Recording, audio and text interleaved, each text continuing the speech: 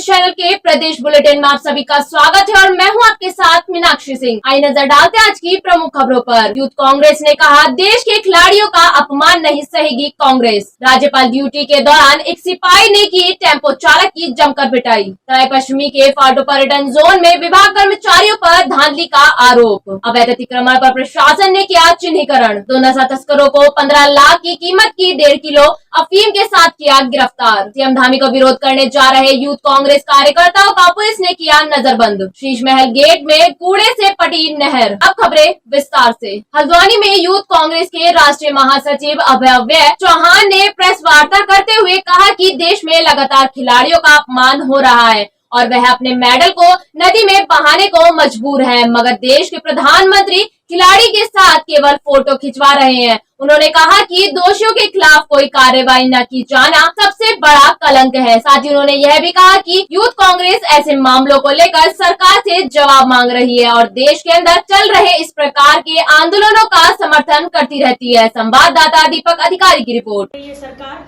की बहुत ही ज्यादा निंदनीय है। जो अपना विरोध प्रदर्शन इसलिए कर रही है, जो कल तक हमारे देश का गौरव थे, जब वो मेडल जीत के हमारे देश का मान सम्मान, हमारे देश का झंडा विदेश में लहरा रहे थे, उस समय मोदी जी जाके उनके साथ फोटो खिंचा रहे थे। मोदी जी ने इतना भी नहीं सोचा कि एक बार जाके उनकी बात सुन ली जाए, वहां पर जाके उनकी बात को सुन लेते, जाके पहलवानों से मिल लेते एक बार जाके कि मतलब आखिर क्या इस बात में कितनी सच्चाई है, कितनी क्या घटना जो हुई है ये सच में हुई है। अगर ब्रिजभूषण जी ने अगर ये घटना उसको अंजाम दिया तो उसको दोषी को करार देकर उसे पदमुक्त करते और उसको सजा देते तो उनका मान बढ़ता, क्योंकि बेटी बढ़ाओ अभियान उन्हीं का था, तो उसमें एक बहुत बड़ा मान सम्मान होता। और हमारे देश के जो जितनी भी बेटियां थी, जो बेटियां जो पहलवान हैं, जितने भी हैं, उनका भी मान सम्मान बढ़ता कि हमारे प्रधानमंत्री जी ने हमें तब भी पूछा था और आज भी प्रधानमंत्री जी हमारे साथ खड़े हैं। सरकार से ये मांग करना चाहते हैं कि आप बेटी बचाओ बेटी पढ़ाओ का नारा जब आपने ही दिया था तो आप अपने ही सांसद के खिलाफ में क्यों नहीं आते हैं? आप अपने सांसद को क्यों प्रोटेक्ट कर रहे हैं? क्या उसके बाहुबल की वजह से कर रहे हैं? मैं जिस प्रदेश उत्तर प्रदेश से आती हूँ उसी प्रदेश गोंडा के है आपके ब्रजभूषण शरण सिंह। उनकी आज की ये कहानी नहीं, उनकी पुरानी कहानी चली जाती है और जब उनसे पूछा जाता है कि आपने महिलाओं का शोषण किया है कि नहीं किया, तो वो कहते हैं कि मैं शिलाजीत खाता हूँ। तो इसका मतलब कहने का उनका क्या था? और हम केंद्र सरकार से ये मांग करते हैं कि आप उनकी सांसदीय तत्काल प्रभाव से बर्खास्त करिए, उनको सजा दिलाइए और पहलवानों के समर्थन में अगर आपने बेटी बचाओ बेटी पढ़ाओ का नारा दिया, साक्षी मलिक को उसका ब्रांड एम्बेसडर बनाया, तो आप उसके समर्थन में भी खड़े होइए। प्रधानमंत्री जी से हमारा यही अनुरोध है। गुरुवार की सुबह उत्तराखंड के राज्यपाल लेफ्टिनेंट जनरल सेवानिवृत्त गुरमीत सिंह कार से रामनगर से वापस नैनीताल जा रहे थे तथा उनके कार्यक्रम को लेकर इस मार्ग पर भारी मात्रा में पुलिस बल तैनात था। बताया जा रहा है कि इसी बीच एक टेम्पो चालक द्वारा टेम्पो राज्यपाल की लिफ्ट आने से पहले ही बीच में आ गया, जिसको लेकर वह ड्यूटी पर तैनात एक कर्मचारी से उसकी तीखी नोकझोंक हो गई। संवाददाता कैलाश रियाल की रिपोर्ट। देखिए, आज गवर्नर साहब के प्रोग्राम के दौरान फ्लीट में एक चालक द्वारा अनऑथराइज रूप से वाहन को एंटर किया गया, जिसके हमारे द्वारा पुलिसकर्मी द्वारा रोका गया। दोनों में कहासुनी हुई है। इस संबंध में जो है आवश्यक कार्रवाई की जा रही है। भाई साहब गाड़ी निकल रही थी, मैंने उसके पीछे गाड़ी डाली तो कह रहे सेट लगा, मैं ठीक है लगा रहे हूँ। उन्होंने एकदम से डंडा मार दिया मेरे। बताओ आप कहाँ के रहने वाले हो? उदापुरी चोपड़ा रामनगर के। हाँ, फिरुनारा। वो क्या नाम था उसका? क्या नाम दिया? क्या था उसका भैया? ये कहाँ पर की घटना है? ये यहाँ की छोई की चुराई की।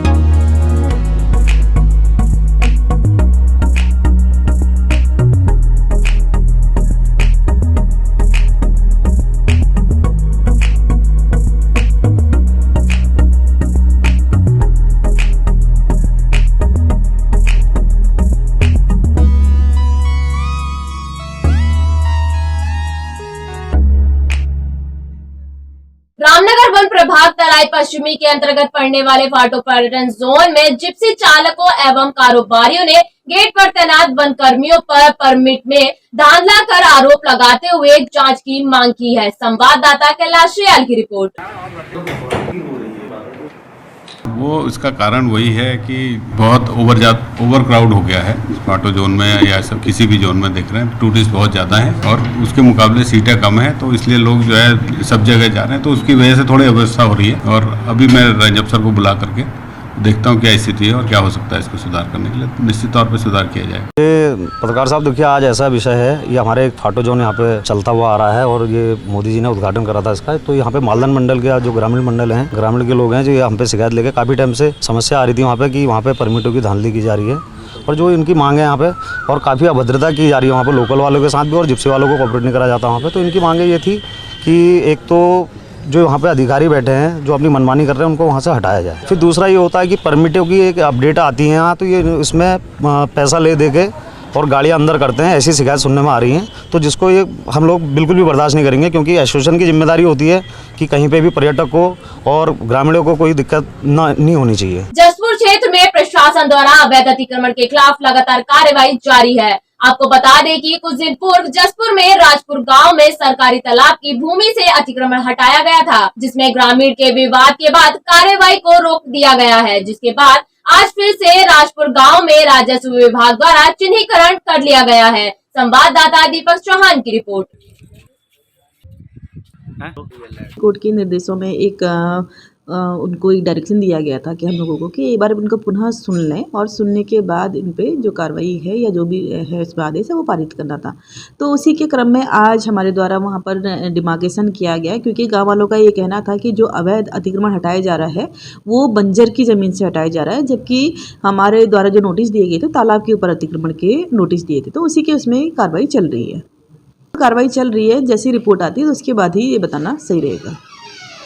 उधम सिंह नगर जिला के पुलभट्टा थाना पुलिस को बड़ी कामयाबी हाथ लगी है। आपको बता दें कि पुलभट्टा पुलिस ने चेकिंग के दौरान बाइक सवार 2 नशा तस्करों को दबोचा है। पुलिस ने यूपी निवासी नशा तस्करों के पास से करीब 15 लाख कीमत की अफीम बरामद कर कब्जे में ले लिया है और दोनों आरोपियों के खिलाफ एनडीपीसी की धाराओं में मुकदमा दर्ज कर जाँच शुरू कर दी गयी है। संवाददाता राजू सहगल की रिपोर्ट। उधम सिंह नगर जिले की पुलभट्टा थाना पुलिस को बड़ी कामयाबी हाथ लगी है। चेकिंग के दौरान पुलभट्टा थाना अध्यक्ष कमलेश भट्ट के नेतृत्व में पुलिस टीम ने 2 नशा तस्करों को दबोच लिया और दोनों आरोपियों के कब्जे से पुलिस ने लगभग 1.5 किलो अफीम बरामद कर ली है। बरामद अफीम की कीमत लगभग अंतर्राष्ट्रीय बाजार में करीब 15 लाख रुपए बताई जा रही है। एसपी सिटी और एसपी क्राइम ने पुलभट्टा थाना परिसर में मामले का खुलासा करते हुए बताया कि नशे के विरुद्ध उधम सिंह नगर पुलिस द्वारा बड़े पैमाने पर अभियान चलाया जा रहा है और नशे के अवैध कारोबार में लिप्त आरोपियों के खिलाफ कानूनी कार्रवाई कर उन्हें जेल भेजने की कार्रवाई की जा रही है। अपने सहयोगी यशवंत के साथ राजू सहगल, सुरागी लाल न्यूज, किच्छा। हमें एक बहुत बड़ी सफलता प्राप्त हुई है। थाना पुलभट्टा क्षेत्र में हमने 2 जो अभियुक्त हैं इनको 1 किलो 505 ग्राम मतलब लगभग 1.5 किलो अफीम के साथ हमने गिरफ्तार किया है। अंतर्राष्ट्रीय मार्केट में इसकी कीमत जो है 15 लाख रुपए के करीब है। अफीम जो है बहुत ही खतरनाक होता है, इससे आगे भी मतलब हीरोइन और स्नैक जैसे इसमें प्रोसेस करने में ये बहुत ही कारगर होता है। इसलिए ये एक बहुत बड़ी उपलब्धि है कि काफी सारे युवक नशे की चपेट में आने से इससे बच सकते हैं। और इसमें हमने 2 अभियुक्त नवल यादव और शिवम पटेल, ये दोनों भी एक बदायूं से और एक पीलीभीत उत्तर प्रदेश के रहने वाले हैं। और इसमें हम आगे भी ये कहाँ पे बेच रहे थे, कहाँ से माल ला रहे थे, ये सब विवेचना करेंगे। उधम सिंह नगर जिले के पुलभट्टा थाना क्षेत्र में संदिग्ध परिस्थितियों में हुई नाबालिग लड़की की मौत के मामले में पुलभट्टा पुलिस ने खुलासा कर दिया है। विगत 22 मई को संदिग्ध परिस्थिति में 14 वर्षीय सोनी की मौत हो गई थी। उसकी मौत के बाद परिजनों ने आनन फानन में गोपनीय तरीके से नाबालिग के शव को कब्रिस्तान में दफन कर दिया था। मृतक सोनी के मामा गुड्डू ने पुलभट्टा पुलिस को शिकायत दर्ज कराते हुए मामले की जांच करने की मांग की है, जिसके चलते विगत 27 मई को पुलिस ने शव को बाहर निकालकर पोस्टमार्टम के लिए भेजते हुए घटना की जांच शुरू कर दी है। थाने में घटना का खुलासा करते हुए एसपी क्राइम चंद्रशेखर घोल। संवाददाता राजू सहगल की रिपोर्ट।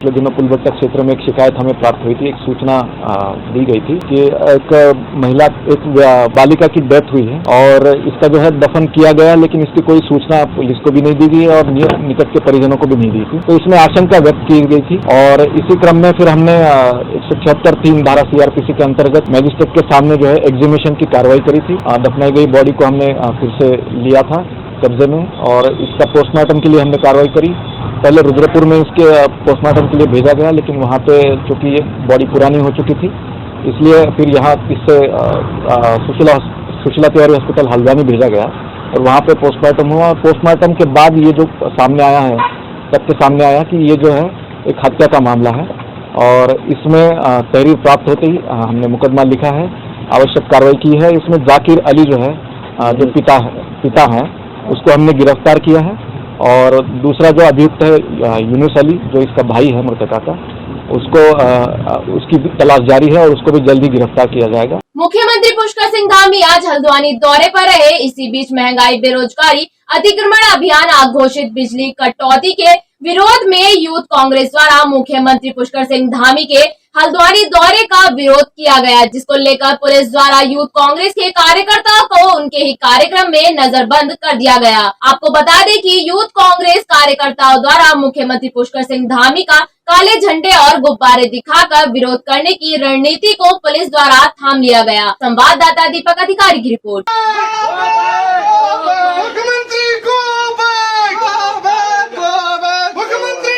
कहाँ हैं सब लोग?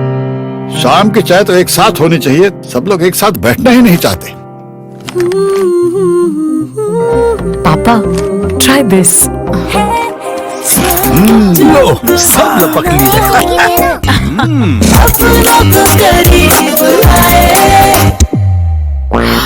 ये क्या हाल कर दिया है रूम का? बस कल से चाय मेरे रूम में। देवर पान नमकीन को करी। शीश महल गेट पर कूड़े के ढेर से नहर पटी पड़ी है। जरा सी बारिश होने पर बदबू और मक्खी मच्छरों ने लोगों का जीना मुहाल कर दिया है। लोगों का कहना है कि कई बार नगर निगम के आलाधिकारी सहित सिंचाई विभाग को इस बारे में बताया जा चुका है, मगर किसी भी विभाग के अधिकारियों के कान में जू तक नहीं रेंगी है। वही अभी मानसून सीजन शुरू हो गया है, तो वही नहर में उफनता हुआ पानी कूड़ा सहित सड़कों पर पड़ता नजर आ रहा है। आपको बता दें कि स्थानीय निवासियों ने आरोप लगाया है कि कई दुकानदार मना करने के बावजूद कूड़ा नहर में फेंक रहे हैं। संवाददाता दीपक अधिकारी की रिपोर्ट।